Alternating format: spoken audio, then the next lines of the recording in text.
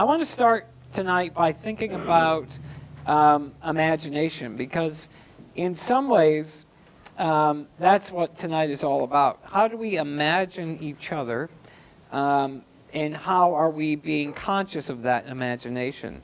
You know, before any relationship happens, before any discussion occurs, our imaginations are going a priori. In other words, they're always inhabiting our attention. And so when you meet somebody new, let's say a person with a disability, it's often the case that your imagination has images, has stories, has narratives, has media images, right? In other words, has input that will guide the way that you interact with people. And so when we talk about disability decorum, and I was sort of thinking decorum is Latin for don't act stupid, right? When I was thinking about imagination and disability, it's this idea that we carry with us mental baggage when we meet each other. And so tonight is all about being aware of that mental baggage, that imagination baggage, and being able to change it, alter it. I have a friend, David Dark, who talks about rearranging your mental furniture. That's sort of what we're doing tonight. But I want to tell just a quick anecdote about imagination and about preconceived notions. And it has to do with my son, Moses, who's on the screen. Moses is 6 now, but when he was younger, Moses would ride on the front of my chair, much like you see in this picture. And there was a time in our lives when we would walk back and forth to Meyer on Kalamazoo Avenue, where I live near. And Moses and I, even now, we tend to be loud when we're together. And we tend to make a ruckus, as they say. And there was a day in which we were having fun in Meyer, singing, I believe, a Barney song or something like that. And we were loud and again, you know, having a great time. Left Meyer and walked home. I'm only about 5 blocks from there. And we got home, and there was a police car in front of our in front of our home. And I dropped Moses off, and he was playing with friends who were in the neighborhood. And I'm curious, so I go over to the cop and I say, "Hi, what's going on? You know, what's happening here?" And he got out of his car. He was sitting in his car. He got out of his car and he said, "Do you live here?" I said, "Yeah, I do. This is my house."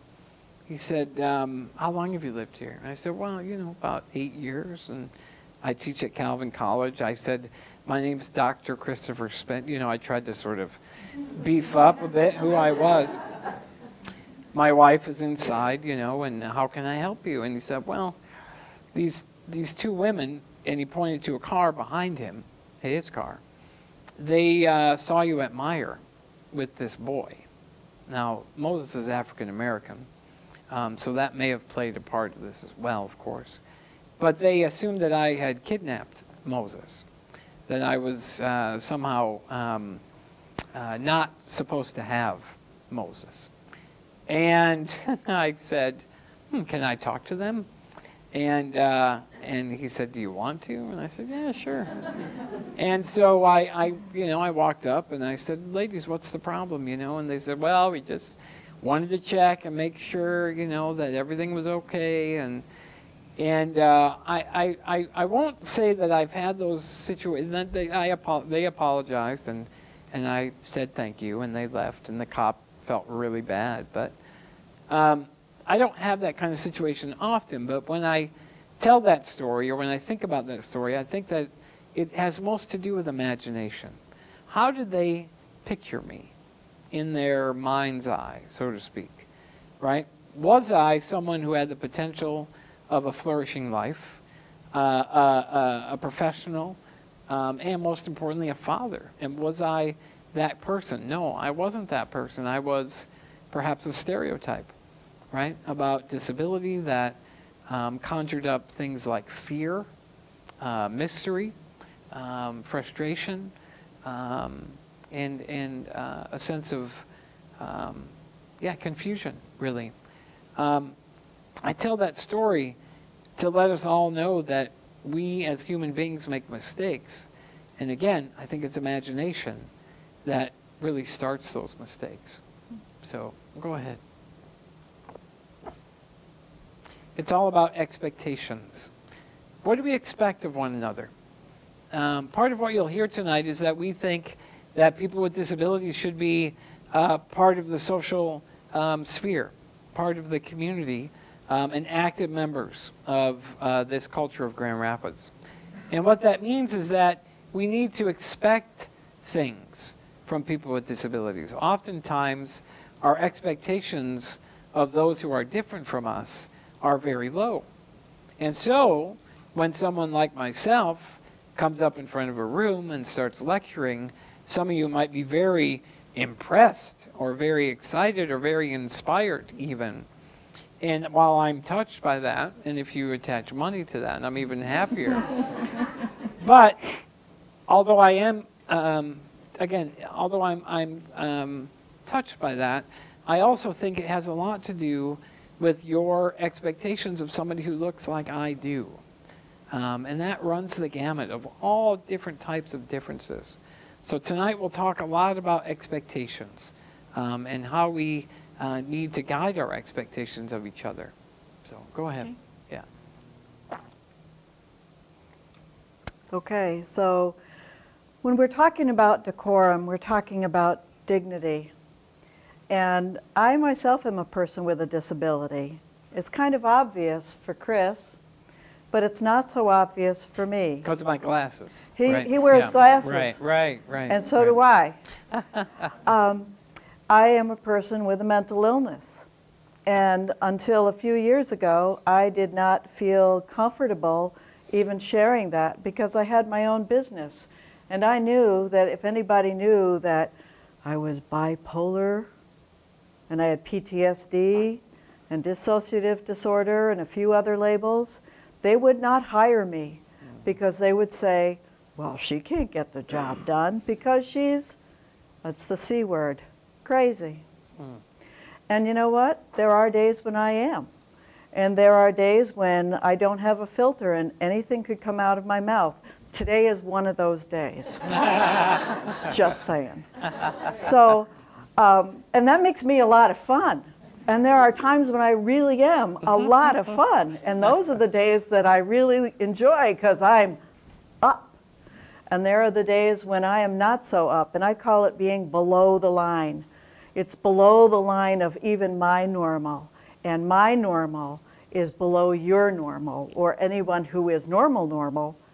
It means that I have sunk so far down deep into the depths that it takes every countermeasure, which is what I call it, every countermeasure to get up, to get out of the house, to go to work, to be professional, and to produce, to be effective, to get along with people when sometimes I am chewing holes in the sides of my mouth because I'm tense or I'm anxious or my anxiety's kicked in. So when we start thinking about the expectations, I want to be treated with as much respect as anybody else. And I don't want somebody to come up to me as somebody used to and say, so are you going to go off on me today? That was not respectful. That did not treat me with dignity. It was an expectation in their mind that I was going to be crazy. And I'm not like that. I'm a really nice person. Ask anybody. So when we talk about that, the expectation is when you see somebody who uses a wheelchair, you do have that baggage, but I can see the change in somebody's face when I say I have a mental illness. And all of a sudden, I'm not in the same league. I'm no longer in their crowd. And they might be even afraid of me. And that hurts. But I try not to show it because guess what? I know I have a disability. I'm okay with that because it's made me who I am today.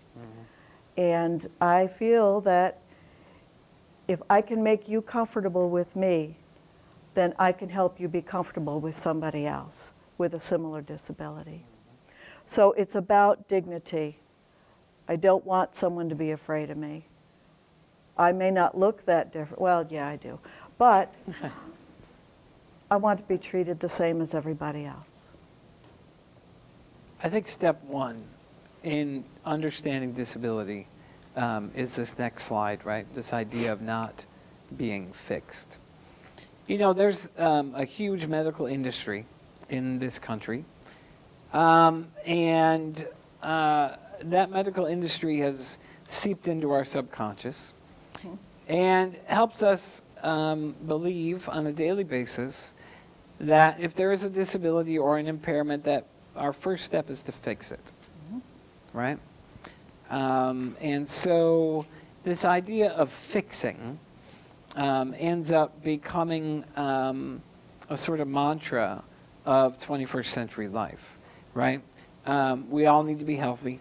We all need to live in a sort of dream world that is created by advertisements. And so anybody who falls outside of that dream world, sort of utopian, able-bodied myth, right, is sort of pushed off to the margins and is really made a spectacle of. And so I guess one of the first things to think about when you interact with somebody with a disability, especially if you're reporting and you're interviewing or whatever, assume that they have an individualized, subjective experience of disability. In other words, every disabled person experiences their disability in a unique way.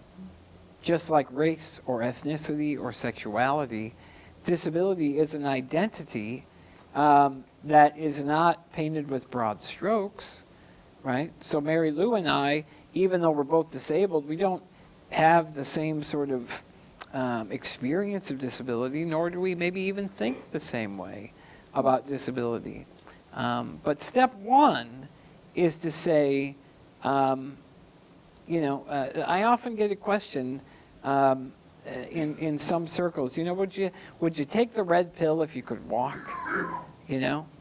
And it's, you know, it's a question that I forgive. I have a lot of grace that I try to give, but it's assuming that I'm not happy, that I'm not content, and that I still, boy, if I could just get fixed, my life would be good, you know? So step one is to think about that experience of disability being unique, maybe even being welcomed and enjoyed, rather than something to be fixed, okay? Now the next couple of slides, what we're going to walk through is just a couple definitions of disability, some that are good, some that aren't good, but ones that sort of drive the cultural conversation. So go ahead, you want to talk about that? Sure. So this first definition is from the Americans with Disabilities Act, which was in 1990. And I suspect there are people that weren't even born in 1990 in this room, or at least viewing. So a lot of years have gone by since that. But this is about any person who has a physical or mental impairment that substantially limits one or more major life activities, has a record of such impairment, or is regarded as having such an impairment. So basically this is saying there's a term, ADL, activities of daily living. And so if your activities of daily living are impacted, then you can classify or identify yourself as a person with a disability. The next one is from the World Health Organization. And this one is really neat because it says a complex interaction between features of a person's body and features of the environment and society in which he or she lives. Park that one in your mind just for a second as we go to the next piece. In the context of an environment or society that takes little or no account of impairment, people's activities can be limited and their social participation restricted. People are therefore disabled by the society they live in, not directly by their impairment. And when we thought about that first slide where the woman was in the wheelchair with the sign that was a little hard to read, it said, you know, fix the system, don't fix me. This is what this is talking about, is Chris may have a barrier in front of him that could be steps. Sorry, R2-D2 had the same kind of problem, okay? Cool dude. My barrier is the expectation of how people will regard me and allow me into their crowd or not. So barriers are different based on the society's perceptions and the perceptions that have been put out there, as well as the physical barriers. So remove the physical barriers, remove the societal barriers, and we're all in the same club, the club of human beings. And I do think can you go back to the betcha. slide before? This is a radical idea, I think, this definition, because it proves, or it argues, that disability is not the responsibility or condition of one person, but that disability instead is dialogical, that disability comes from interaction, that disability is communal, all right? And on one level, this can seem accusatory. And on my better days, I'm okay with that. But I think the accusation can be hard to take, because you should be asking in your mind right now, so wait a minute, I disable people? That's what you should be asking yourself, I think. That's what I ask when I read this, okay? You know, yeah, curbs and stairs and, you know, other physical things that would cause a barrier, yeah, those things are very important, and the ADA covers some of that. But it's the attitudinal barriers, the imagination barriers, to go back to what we were talking about earlier, that are much more invisible and much more, I think, hard to handle. And so I talk about disability then as being a dialogue between my experience and your expectations of my experience. That's the sort of theoretical space or philosophical space that disability exists, I think. And so, you know, the ADA model is very legalistic, it makes me want to sleep. You know, it's very black and white. This definition is messy on purpose, right? Because the World Health Organization is trying to encapsulate a whole bunch of different experiences. And I respect and I really admire this definition. Now, I guess the third definition that we are forwarding tonight and forwarding through DisArt is one put out by my good friend Neil Marcus, who is a cornerstone artist in disability arts. You want to read that? Yep. Disability is not a brave struggle or courage in the face of adversity. Disability is an art. It's an ingenious way to live. Okay, so now your minds should hurt a bit. Because this, my friends, is an invitation to think about disability as something desired, something that is celebrated, right? Something that is creative, all right? Everybody who lives with a disability employs what I call tactics, what you call countermeasures. Countermeasures. Things that we do to get through our everyday lives. Some are invisible, others are not. I have a caregiver with me quite a bit. They're hard to be invisible. But there are other things that I do that are invisible that, quite frankly, are my business and not yours. However, they are all what I call tactics. And those tactics can be very creative. I'll give you one example, and I'll come back to Moses, my son.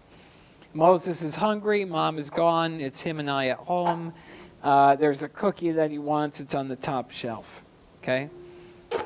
He can't get it. I can't get it. Together, however, we figured out a way to get it. He'll stand on my footrest.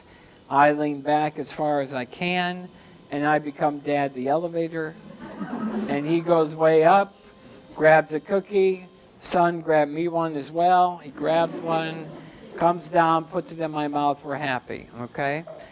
That's art, my friends. That is creativity that perhaps only he and I will ever celebrate together. Well, now you guys are going to celebrate it. But these ideas about disability as an art form are revolutionary, and they are certainly the air that I hope is circulating through DisArt Festival. And again, we'll have some opportunities to talk about these definitions at the end, but this might be a good time to just say, what are your reactions? How are you feeling? What are you thinking about as we get through these 3 definitions? And then we have a couple other things that we want to talk about. But does anybody want to react or talk about this stuff? Don't be afraid. Yeah. I've been teaching all day, so this is yeah, go ahead. I would say that this is a very definition of not just people with disabilities, but people in general. Because people all have difficulties in their life, whether it's, terrible parents or bad upbringing or bad school experience, whatever they are going through, whatever struggle, this applies to them. Yeah. So everyone's in their own way. Yeah, I mean, there is some of that there. I think that's right. I mean, I think the universal condition of humanity is artful. I agree with that 100%. I do also think, though, that people with disabilities have a sort of added weight of a historical experience of oppression and prejudice and things like that that really make this definition pop, And so, yeah, that's a great comment. Other thoughts now before we move on? We are accepting of any kind of a response, too. If you want to say you're crazy. I will say, yeah, I am. Yes, that's right.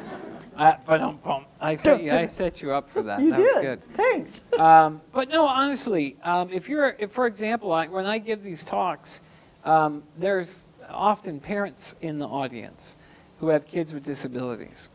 And they look at this and they say, you're full of shit. Because this does not reflect my reality. My reality is sad and hard and complicated, and this is pie in the sky stuff. And so that's a reaction that I think is okay to have and one to talk about. All right, well, we'll get to more of that. But why don't you go ahead and talk about what a disability is. They're popping up already there. This is a short list of a list of disabilities. And I bet that there are folks in this room that will see something that resonates with themselves. ADHD or some kind of fibromyalgia or mental health, pick me. And Cancer. Or some kind of cognitive impairment. Dyslexia, autism.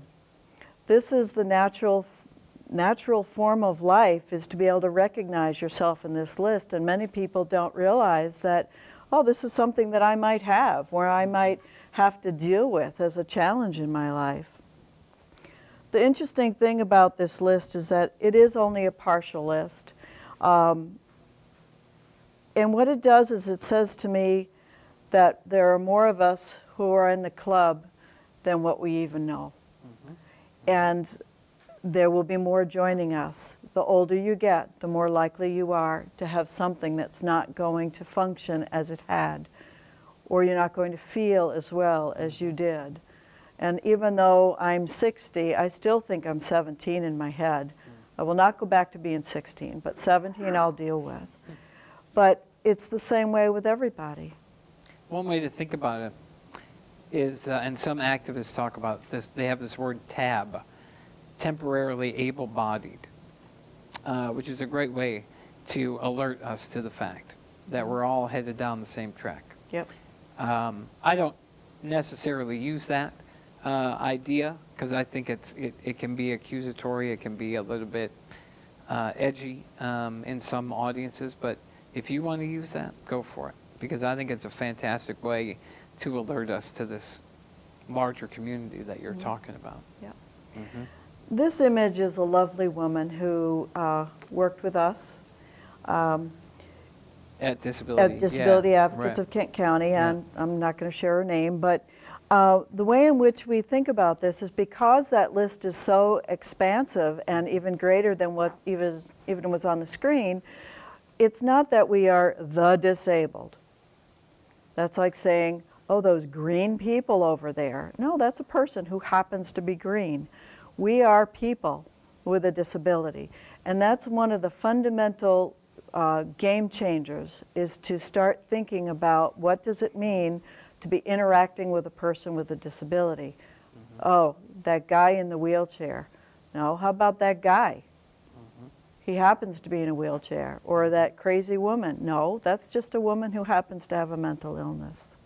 Or the woman who happens to be crazy. Yeah, exactly. Right, sure. Yeah. That's people first. Yeah. People, yeah. We'll talk about people first language We're getting up. there, Yeah. yep. Yeah. Okay, so, anything else you want to say? No, go for Okay. it. Mm-hmm. All right, so, all in all, disability is a natural part of the human experience. And we want to share something with you. And if I do this right, I'm too weak, too slow, too big. I ate too much for breakfast. Got a headache. It's raining. My dog is sick. I can't right now. I'm not inspired. Makes me smell bad. I'm allergic to stuff. I'm fat. I'm thin. It's too hot. I'm not right. I've got shin splints, headache. I'm distracted. I'm exerting myself too much. I'd love to really, but I can't. I just can't. My favorite show is on. I got a case of the Mondays, the Tuesdays, the Wednesdays. I don't want to do this. I'm gonna do something else. After New Year's, next week, might make a mistake. Got homework. I feel bloated. I have gas. I got a hot date. My coach hates me. Mom won't let me. I bruise easily. It's too dark. It's too cold. My blister hurts. This is dangerous. Sorry, I don't have a bike. I didn't get enough sleep. My tummy hurts. It's not in my jeans. I don't want to look all tired out. I need a better coach. I don't like getting tackled. I have a stomach ache. I'm not the athletic type. I want to get sweaty. I have better things to do. I don't want to slow you down. I have to do this? As soon as I get a promotion, I think I'll sit this one out. And my feet hurt.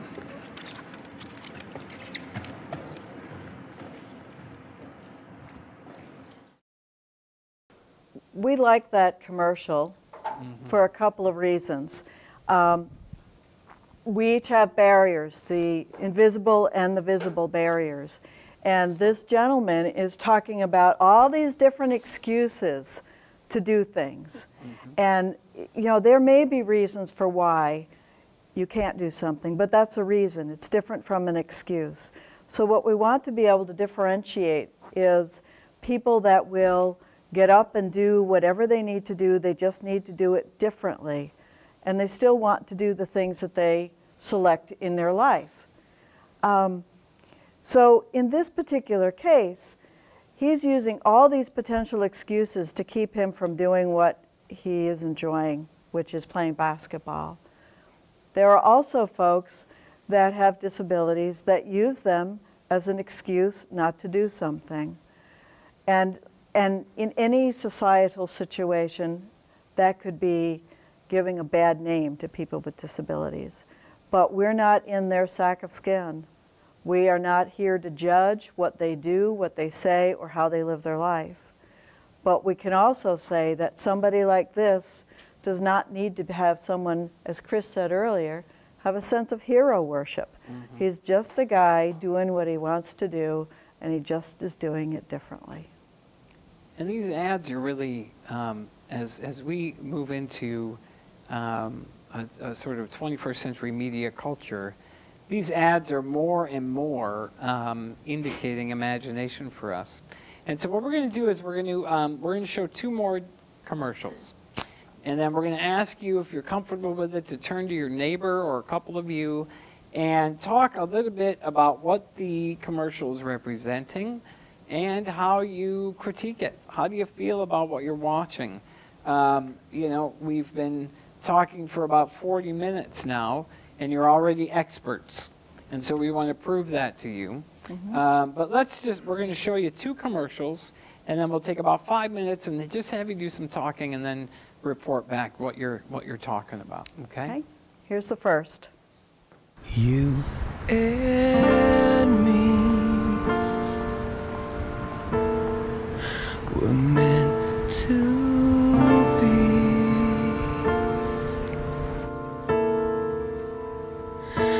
together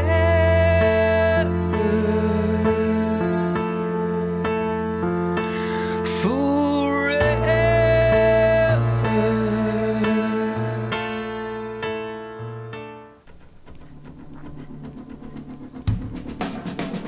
experienced now, professional. Jaw's been broke, been lost, knocked down a couple times. Bad. I done something new for this fight. I done wrestled with an alligator. That's right. I have wrestled with an alligator. I done tussled with a whale. I done handcuffed lightning, throw thunder in jail. Only last week, I murdered a rock, injured a stone, hospitalized a brick. I'm so mean, I make medicine sick. All of you chumps are gonna bow when I whoop him. All of you, I know you got him. I know you got him sick, but the man's in trouble. I'm gonna show you how great I am.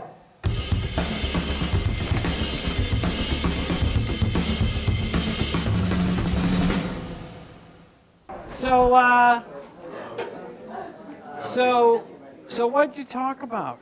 You. Yeah, right. Right. They didn't talk about me. They talked about Yeah, you. I know. Yeah. Notice that. I'm easier to talk about. What'd you think of these ads? I didn't like the first one. How come? I didn't like either one of them. Okay. So let's talk about the first one. What did you like or what didn't you like? Speak up. Go ahead.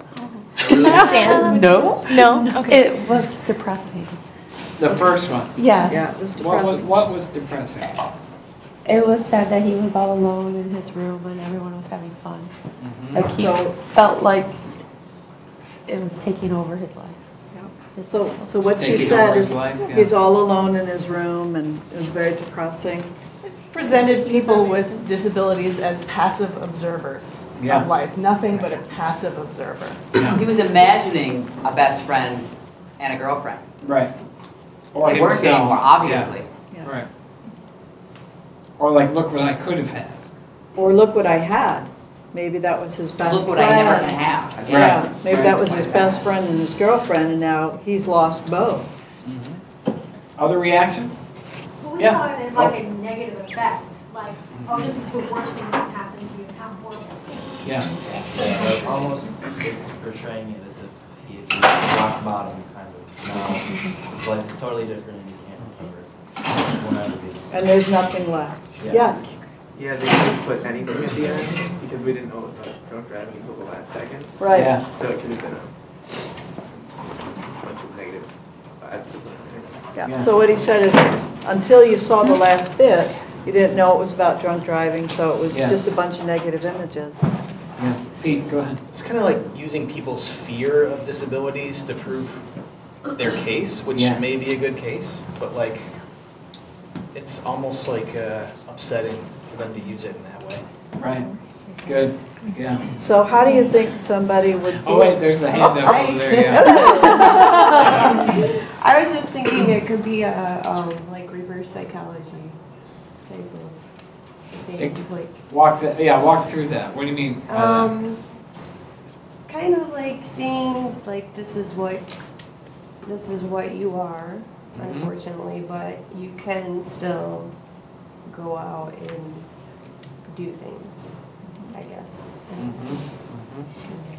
Maybe. That's a very optimistic. Yeah. It might be reverse psychology, but go ahead, Tony. It's such a grief ad. Yeah. It's a grief ad. Yeah, it's like those parents are grieving that child. Right. And what they have decided he will miss. In other words, giving him no support to go out and, start your life over. Who put the 16-year-old in a hole? Thank you. Yeah, I also, Yeah. speaking of that, I think that the content, is what we've talked about a lot, and that's a good point, but I also think just the visual language of the blankness in the room and just, the cinematic quality of it, it was dark and it was empty, and there was, a total lack of anything, it was just like person and environment with nothing else. Yeah. And that's the stuff that, gets deep in the brain. Yeah. When do you think this image was made? I hope it's as old as it looked. 2014. No. Yeah. The designers cringe. Yeah. And we all go, really? And there's been a lot of negative response to it. Yeah. It has received so many pans because of what it does and what it says, that it's not serving its intent. Right. How about ad number 2 with Amy Purdy, the Paralympian? What did you think? Go ahead, John. Yeah. I think it did a great job of showcasing human spirit. Yeah. And it showed movement in her life in so many different ways. Yeah. It showed her with hobbies, with passions. It showed her solving problems, tweaking her own legs. Yeah. Which was really inspiring. Yeah, she's in control in some ways. Yeah. It showed ability. Yeah. Yeah. She has a lot of ability, Yeah. even with prosthetics. Right. Showed the sexuality side.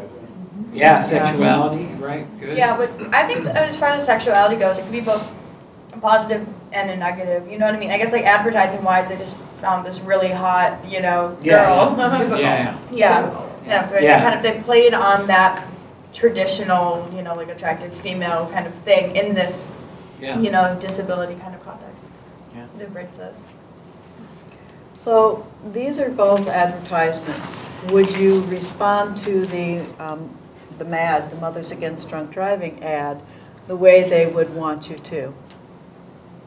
Would you respond to whatever the, you know, I mean, I don't even know what car it was because who pays attention to that? You're looking at, so would you buy that car because of how they used Amy Purdy in that advertisement?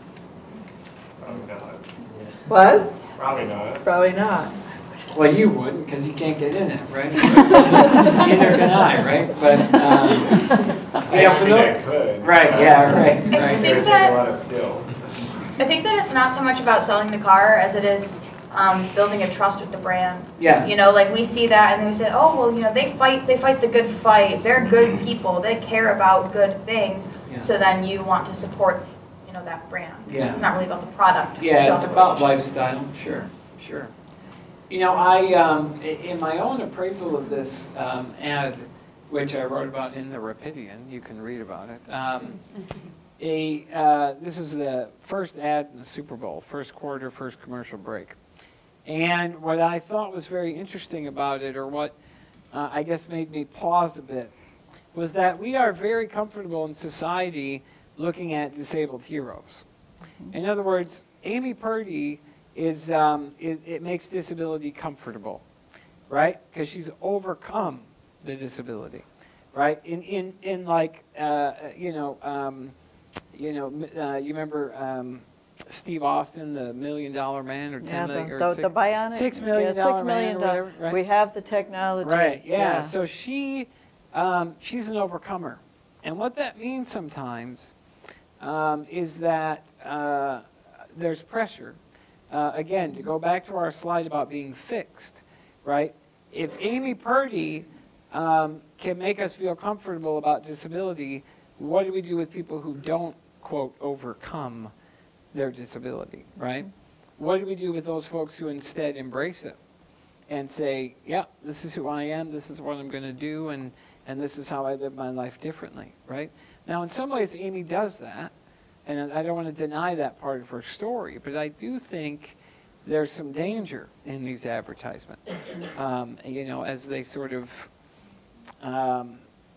they sort of dictate an imagination about overcoming and about heroes. You don't have a problem looking at her. Not everybody looks like her. And believe it or not, yes, with these hips, I am a martial artist. Trained for over 20 years. I'm a 4th degree black belt. Did that to cope with PTSD. And as I was teaching a class down at a local church, there were always these folks that would, you know, come in. There'd be crowds, parents and whatnot. And there was a mom who brought her son in, and he was on very much like a gurney type of thing. And you could see people deliberately not looking at this young man. And this young man looked at me, because there I am in my white pajamas with my black belt on, and you could just see, because a little boy and a karate person, you can't keep those two apart. And so I went up to him and I said, "Hey, how you doing? Do you like karate?" Now this young man couldn't move, he couldn't talk, he could blink his eyes, but we connected here and here, but everybody else ignored him. And the only reason I felt comfortable is because I have been not in the same club as soon as I say to somebody, I have a disability, I have mental illness. And so there are people that will do that. Don't look because it's not polite. Look, we want to be together. We'll look at Amy, but you know, it's harder to look other places, right? I mean, I guess that's the, you know, the point. Yep. So when we start thinking about decorum, there's 3 key elements. You need to understand that people have disabilities and we're people too. Change your perspective. Think about what it feels like, and then change your actions. So here's another commercial that we're going to show you.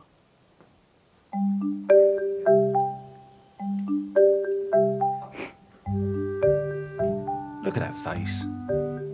He's clearly not trying to be anything but polite, but she's still thinking, you're going to stay there all day. So now what? Stay as he is? Hop on her lap? Get down on his knees? Or stand up and speak to her like you would anyone else? So nice to finally put a face to a name. Yeah, you too. Good move. Scope. Let's end the awkward. Let's face it, life's full of awkward moments. So to find out if you're as cool as a cucumber or as awkward as it gets, take our short quiz by clicking the yellow button. Or if you've taken the quiz, check out our other End the Awkward ads by clicking below.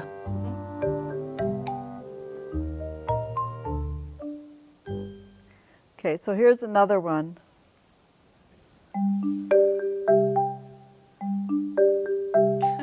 I know that look. The rabbit in the headlights. And there's that look. The look which says, oh, this is going to get awkward. I reckon she's got about 2 seconds to decide on left-handed shake, chest bump, or the less common job interview wave.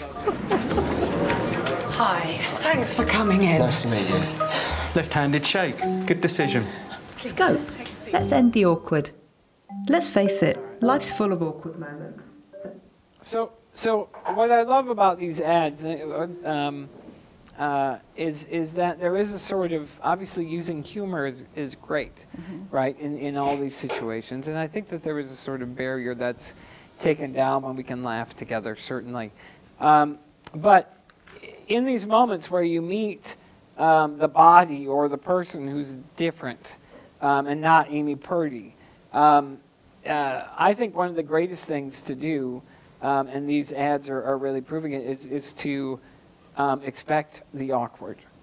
If you expect it, it won't terrify you, right?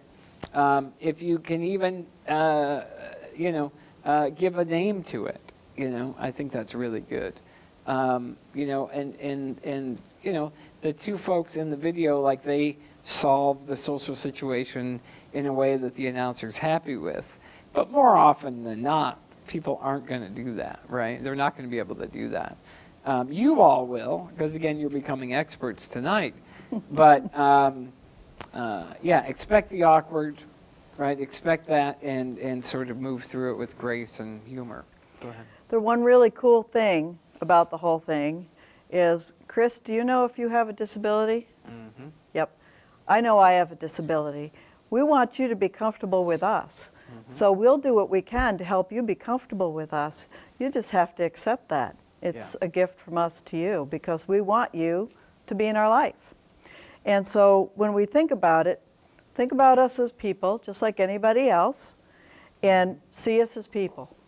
Okay? See us as people first. Don't see us as a disability. Refer to us as people, not as the disability. And be with us as people. Let's just have a relationship. So we're going to share a couple of little tips, and you all hopefully got a handout, and if not, we can provide more copies. But this is about person-first language, and not everybody uses it. Not everybody uses it all the time. But this is about how do you talk about people with disabilities. You don't say the disabled. You say people with disabilities. or she's Downs, or he's autistic, or she's bipolar. It's she has Down syndrome.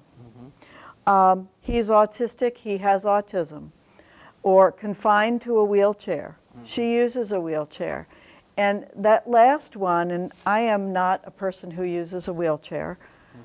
However, you will see this one more often in media than just about anything else. Yeah. So-and-so is confined to a wheelchair. And so I'm going to ask Chris. Spends his days in a wheelchair. Yes.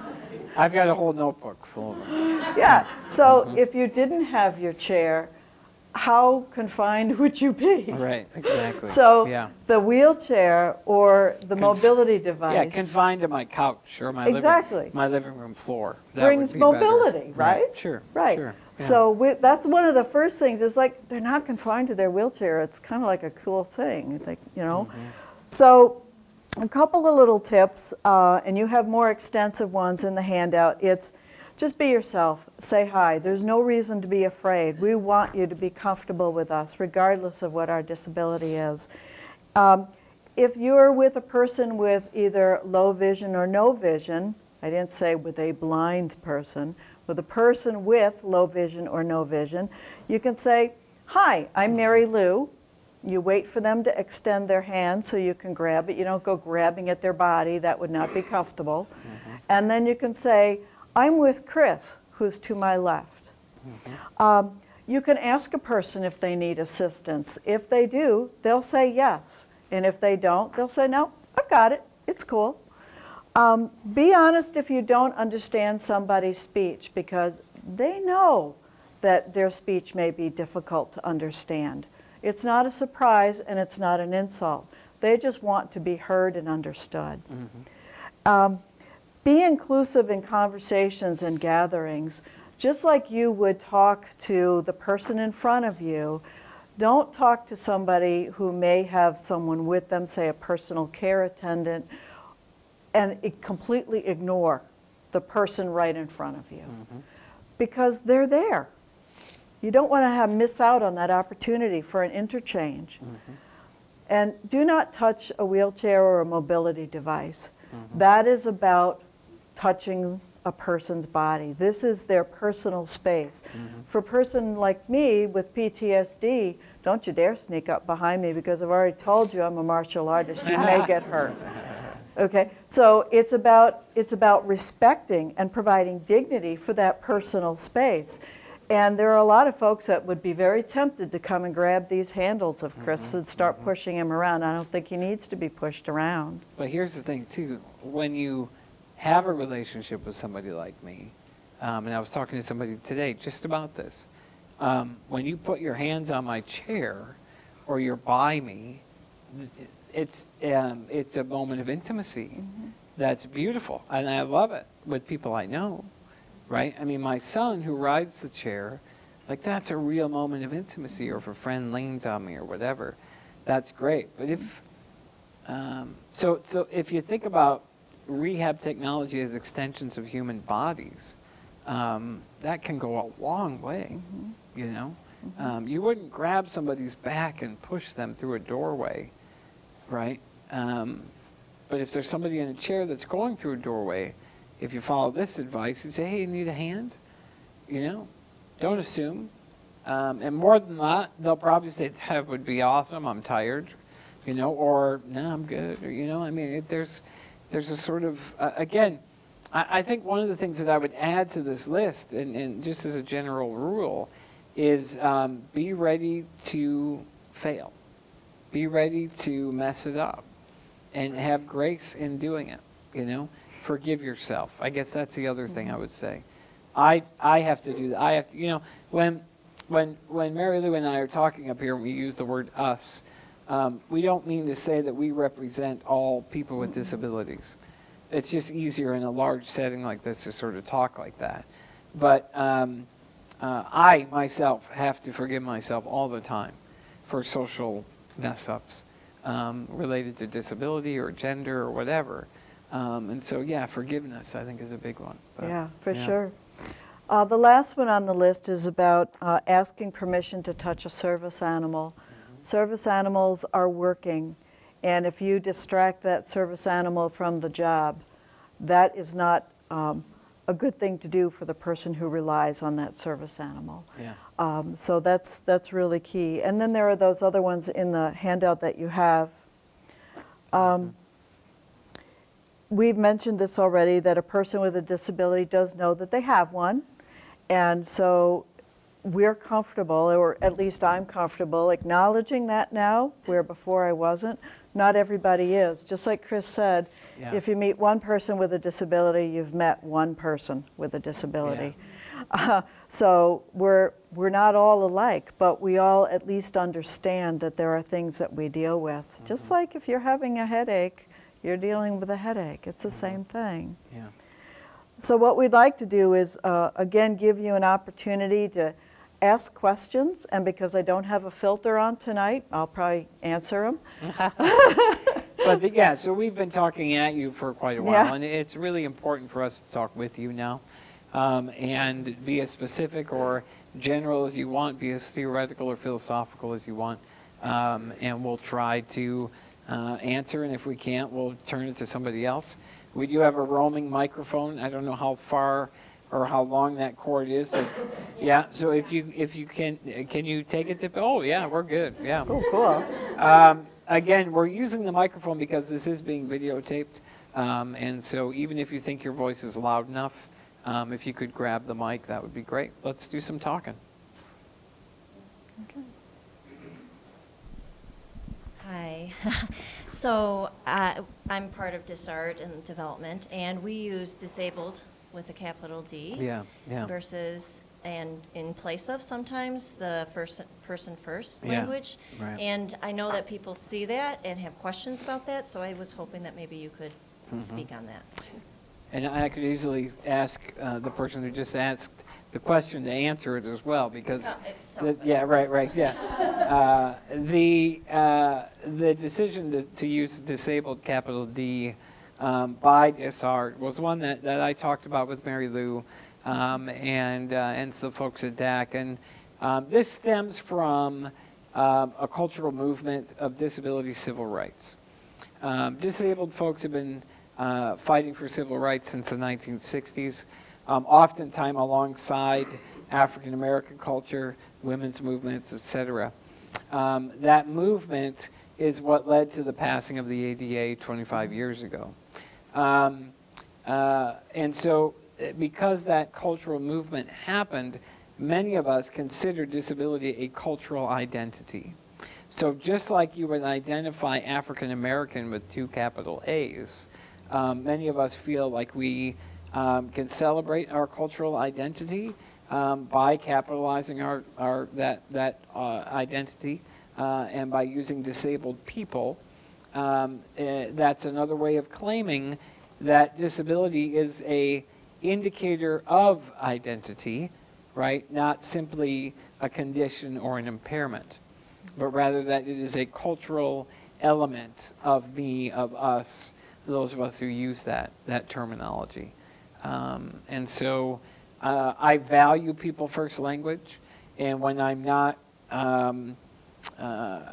you know, I often use people first language when I'm with audiences, because I think that that's easier for them to understand. But when I write, you'll see that I use disabled people, okay? From where I sit, my sister's youngest son, Casey, has autism. And she says to me, we all know Casey has autism. And so she says, he's very special. And her oldest son, Mark, is a little special. So when you're in the community, you can say, okay, I can refer to this person as special or disabled or whatever, because we know that we're not trying to insult one another. It's because it's the shortest path to understanding. We get it, you know. So you will hear us use it, but it doesn't mean that we're attempting to insult anybody. It is because we're in the community.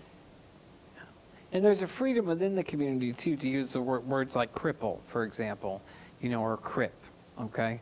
And those types of words, you know, mirror other minority identity words that you probably know in the gay community or in even the black community, African American community. And so there's some of that as well that mixes into all this. But the whole concept is that disability isn't something that you should have to tuck behind you, that you can have it right in front of you, you know, and not be ashamed of that, okay? Jill, is that a good enough answer? Thank you, good. Other questions, other thoughts or ideas? Mary Lou, I had a question for you. You talked about how because you have PTSD, you know, if somebody, you know, comes up behind you, that's a big problem, big deal. Since you have an invisible disability, how do you communicate that to people? Is that something that you say to people, you know, upon getting to know them pretty initially? Is it something you kind of keep more reserved? Just, I guess, curious about you personally and how you deal with those things. Thank you for asking that question. As I said, when I had my business, I kept it very much a secret. And during a very, very bad time, about 3.5 years ago, I missed a lot of meetings because I wasn't able to get out of bed. And I had to cover that up. And since I joined Disability Advocates of Kent County, I no longer feel that I have to hide that. But I'm not going to just come out and say, hey, I have bipolar or I have PTSD. It's about developing a relationship with somebody. Yeah. And so I let people at work know individually. I didn't stand up and just make an announcement. So the reason that, the fact that I'm here and saying this to a bunch of people I don't know is a risk for me. And it's scary for me. But at the same time, I'm hoping that by saying that and introducing that to somebody is going to help them feel more comfortable with me. So when we do interviews or have people come in that we are serving, I will be very open and say, I have a disability. And you know what? That's okay, because we celebrate that, because I'm up, I'm doing things, and I have to do it differently, and some days I'm not doing so well, but that's okay. So I will do that to make someone, help someone be at ease with working with me. And I'll also say, you know, I'm not having a good day. I'm probably just going to go in my office and shut the door today. And people will understand that I'm not being standoffish, but it's a countermeasure for me. I have a fish tank in my office, and today during a very uncomfortable conversation, I had to look at the fish tank while the person was speaking over here to my right. But I had to stare at that fish tank so that I could maintain self-control, you know, because fish are calming and they lower your blood pressure. Does that answer your question? Yeah, Okay. absolutely. Thank you. I would say, too, that the phenomenon of outing, you know, is very alive and well in the disabled community. I haven't been out as a disabled person but, you know, maybe for the last 5 years. And what I mean by that is I've lived my life in this chair my whole life for 40 years, but I haven't embraced it until the past 5 years. Does that make sense? And so outing, it's up to the person, right? And it can be a very empowering moment for all of us. And so that's another sort of, I guess, complicated way to think about disabled identity, right? You know, I grew up in a family that told me I could do anything I want, you know, and I did. I did anything I want. The consequence of that was that when I was 30, and I was, you know, oppressed for the first time, or, you know, discriminated against, I didn't know what the heck was going on, you know, because I'd never had that experience. And I had it, and I thought, okay, something's different. You know what I mean? So I say I've been disabled my whole life, but I haven't really known it until I was 35, you know. So it's interesting. You're a young dude. I wish. I don't feel. Other thoughts, questions? What do you guys want to talk about?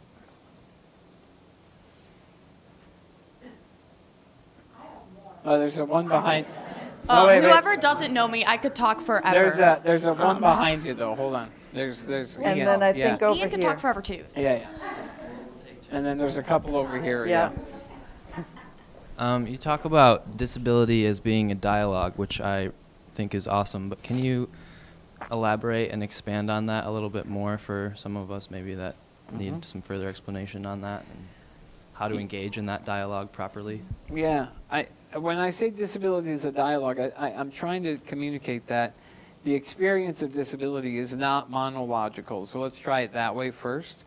Monological meaning that it's something that only belongs to one person, that it's only experienced by one person, that it is a sort of an intersubjective experience, okay? All of us live in dialogue, right? We know ourselves because of the people that we are in contact with. Disability is known and experienced, not just by me, but also by my family, by the people I work with. Do you know what I mean? And so disability is something that is in some ways owned by a community of people. And what I'm trying to encourage in thinking about disability as dialogue is that community aspect of living with a disability. Too many disabled people live in isolation. Many of our folks are living in nursing homes.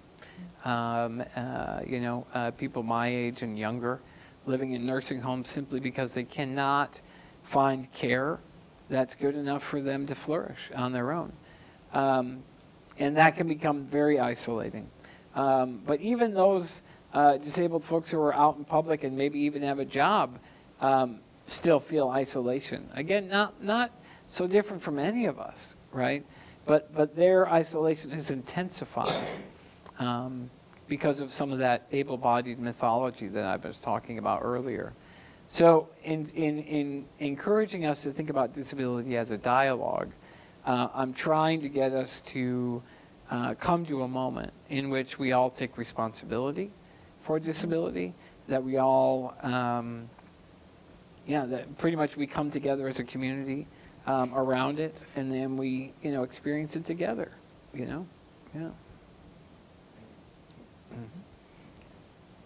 Okay. Was there a question over here, though? I just want to make sure, I thought I saw.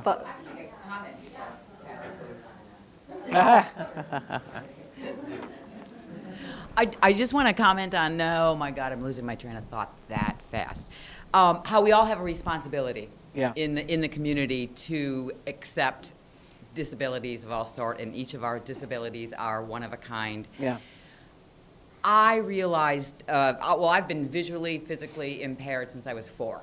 So I'm pretty used to this. But knowing that it was okay to be disabled is a new phenomenon for me too. Right. And my attitude is somewhat different than the two of you have. Surprise, surprise. I'm used to myself. The rest of you need to get with it. Right. The rest Right. of you Yeah. need to get used to us because of everything that Chris and Mary Lou have been saying. Yeah. Cool. Thank you. Thanks. I kind of had an extension on my original question for you, Mary Lou. When did you become comfortable with kind of like coming out with your disability, and like what was that journey like for you? If you're comfortable talking about that. Yeah, no problem. It took a little bit of time because when I first joined Disability Advocates of Kent County, you go through the interview process, the sweat rolling down your back and the questions and all the nervousness. And you get to a point where there's a question about what's your personal experience with disability, because we are who we serve. And at that point, among a bunch of people that did not know, I said, I have bipolar. And that was a risk because it was the first time I had said it in public other than to my family after I had the diagnosis and all of this. And when I got the diagnosis, it was actually So that's what the heck is wrong with me, you know. That is why I buy thousands of dollars worth of art supplies I will never use, you know. So it gave me a sense of, now I get it. And then the first time I said it, it was, whew. But then it was, I had to learn to adjust and accept that I'm okay that way, because I've had things that I've had to deal with in my life that are part of why I have PTSD, which is separate and not connected to the bipolar. But because of those traumas, which were significant, I had to learn that I had to behave differently with other people, and I had to expect them and request that they behave differently with me, because certain things will cause me to dissociate. Someone coming up and putting their finger in my face like this, I'll just stand there. I'll go away. And so that was hard. And as I've been working in therapy, I've been learning a variety of countermeasures that I employ depending on the circumstances. Sometimes they're successful, and sometimes I need to resort to, you know, a very fast-acting anti-anxiety medication. But I'm far more comfortable now with it. And as my boss, Dave Bulkowski, says, we celebrate people with disabilities. And I celebrate who I am now, where before I could not accept myself. Other thoughts, questions? Yeah, Lisa. This question is a little inchoate, so maybe you can help me formulate it. But I have a question related to our culture of fixing. Yeah. And your own relationship with it. Yeah. And feel free to answer this on a kind of philosophical level, on a personal level. But the thing with fixing is that it's always in degrees. Yep. Often in degrees. Right. And even some of the countermeasures, or whatever you want to call them, are ways of fixing a situation and fixing the distance between you and the cookies, you know, whatever. Right. And I wonder, it feels like, I don't want to say slippery slope, but you know, what are some of the guidelines that you've either identified, or where have you landed in thinking about, like, I'm willing to fix this, but not this, or pursue some degree of fixedness? Yeah. I mean, I think part of, it's a great question. Thank you so much for bringing that up, because I think there are tactics, there are countermeasures that do seem like fixing. But when I consider fixing, I often go to curing, that sort of, you know, that end of the spectrum. You know, there's a lot of spectacle in medicine, and what I mean by that is that doctors and students who are learning to become doctors love me when I roll in, because I am, you know, I'm an amusement park for them. You know, ooh, let's test that. Ooh, how you feeling about this? You know, maybe you should try, have you tried this sort of, you know what I mean? And so I've had to become very self-empowered in those situations, and make the decisions on what I need to work on for my body as an adaptation rather than a fixing. But the larger philosophical question is that the cult of healing, or the cult of cure, that so many of us are invested in. That's really the thing that I'm fighting with, some of that. You're right. I fixed that problem with my son and I, right, by leaning back. But rather than think of it as a fix, I'd rather think of it as, again, a sort of tactic or skill, right? It's semantic, but it's also really important, right, in the way that I'm trying to present it. You know, Christopher Reeve spent his entire disabled life fighting for a cure. And in some ways, his is a very interesting story because he would not share the ideas that we are presenting today. Because for him, it wasn't about getting used to who you are now, it's about getting back to who you once were. And so people like Mary Freebed, for example, you know, this really powerful organization in Grand Rapids, that's exactly what they are preaching, is they're saying, okay, this has happened.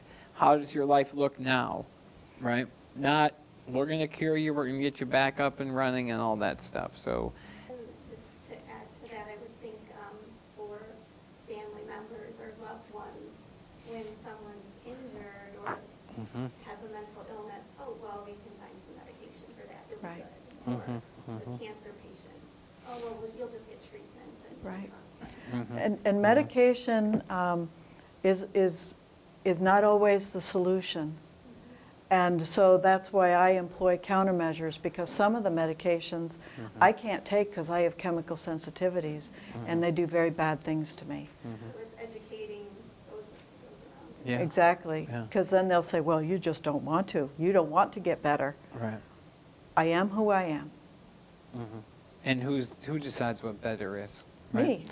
Who Yeah, decide- exactly. Yeah. And that's called self-determination. Yeah. This so, is about so me. it's a complicated, really complicated issue, you know, and I really appreciate your thought. Look, we're at our time, actually a little over, and we just want to make sure that that if you have other questions or other thoughts, you can email us or contact us on our websites, which are up on the screen. I wanted to say thank you to Mary Lou and Chris for being so open and honest so we could learn tonight. Thank you you very are much. welcome. And Thank you. Thank you for being here, Yeah, really. thank you. Thanks so much. Peace, guys. Have a good night. Yep. Thank you so much.